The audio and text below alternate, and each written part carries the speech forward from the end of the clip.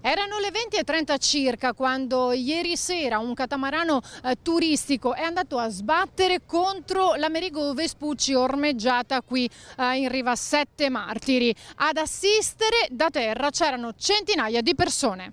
Nonostante l'orario, attendevano di salire a bordo per accedere alla nave scuola quando si sono accorte di quanto era accaduto.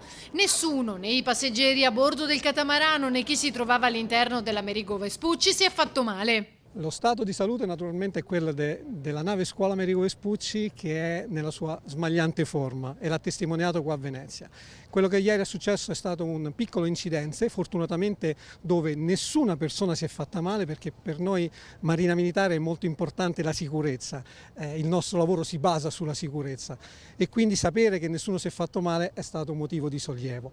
Un incidente di cui le dinamiche sono in corso, però per fortuna il Vespucci, lo vedete alle mie spalle, non ha subito nessun danno. Ecco, all'interno non si è sentito nulla. All'interno no, perché le oltre 4.000 tonnellate del Vespucci hanno reso l'impatto veramente lieve, un po' una mosca contro un elefante. Forse è andata, ecco, c'è stato qualche danno da un punto di vista, ecco, più tecnico sul catamarano.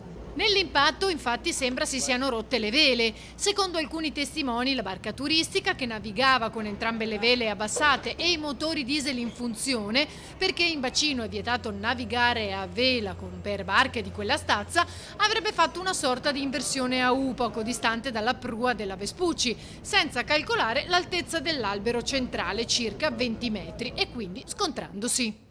Pensate che il fatto è avvenuto durante le visite a bordo, dove il Vespucci ha accolto oltre 18.000 persone. È chiaro che ha destato anche un po' di preoccupazione, perché il Vespucci è un simbolo non solo della Marina Militare ma di tutti gli italiani.